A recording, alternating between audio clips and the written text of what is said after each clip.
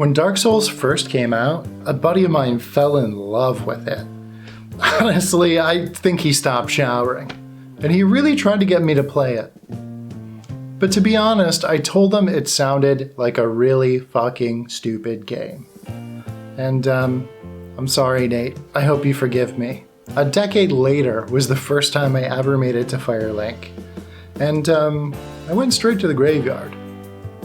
If you've played Dark Souls, you already know what that means. It means I walked out of Firelink Shrine, saw a bunch of skeletons, and I thought, I could definitely take these nerds.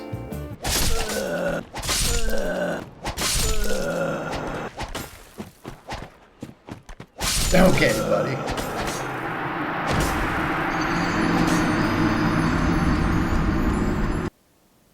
Turns out I could not. They hit harder than anything I had seen thus far, and instead of asking if I was supposed to be there, I just kept trying harder. And I thought to myself, you know, they say that this game is hard. I can definitely do this. Or maybe I need better timing, or even worse yet, maybe I'm not cut out for this caliber of a game. And I'll be honest, it took me way too long to realize something simple. I wasn't Timmy No Thumbs and bad at combat. I was just in the wrong place. And for some reason, in my infinite wisdom, I refused to turn around. This wasn't the last time I did that either. When I hit the gargoyles, I tried to brute force it. Sometimes I got close, sometimes I got clapped, and most of the time I rolled directly off the roof, which, to be clear, wasn't exactly part of the strategy. And in Dark Souls 2, I kept running into groups of enemies like I was invincible. I beat Dark Souls 1 after all. 5 at a time, 6 at a time. I would very quickly get overwhelmed and absolutely destroyed. I was frustrated. Then I ended up remembering something from my early World of Warcraft days. Often, it's so easy to get overwhelmed if you didn't approach things correctly. You have to clear the trash, manage them one at a time. You don't run into a pack, you control the fight and positioning by pulling an enemy towards you with a bow, maybe facing them away from your party. But Dark Souls wasn't just testing my reflexes, mechanical awareness, and coping mechanisms. It was exposing something else about me.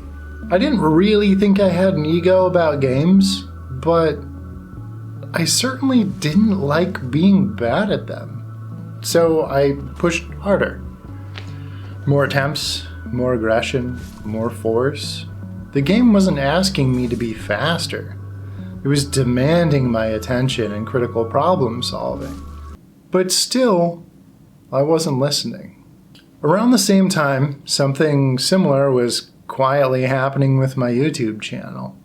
I'd spend days on a video, editing, tweaking, polishing, recording, take after take, never quite satisfied with how it was turning out. Mostly just sit there. Not flop dramatically or explode in popularity, just kind of exist. So what did I do? I worked harder, more editing, more time invested, more effort. Do I make an Instagram? What about a TikTok? More shorts? I don't know. Really wasn't asking myself the right questions. What's my strategy here? And what am I actually building? There I was at the Firelink Shrine of YouTube, running into that same fucking graveyard, trying to force growth, instead of stepping back and asking whether or not I was even headed in the right direction. It turns out, Dark Souls wasn't the only place where I was stubborn. The shift from playing Dark Souls didn't happen all at once. Instead of just sprinting into a room, I waited. Maybe I checked my corners better. Instead of swinging wildly, I watched animations. And instead of seeing death as a failure, I started seeing it as information to help me plan my next attempt. The game never really got easier. I just stopped fighting it the wrong way. And slowly, I started winning boss fights with efficiency, clearing mobs more accurately. Not because I proved I could indeed get good. Honestly, I'm still fucking awful at parrying. But I adjusted to the problem that was presented to me. Instead of forcing results, I started focusing on the process. Dark Souls didn't really teach me discipline. It taught me humility. The graveyard wasn't impossible. Anyone who has played Dark Souls knows that this area comes later.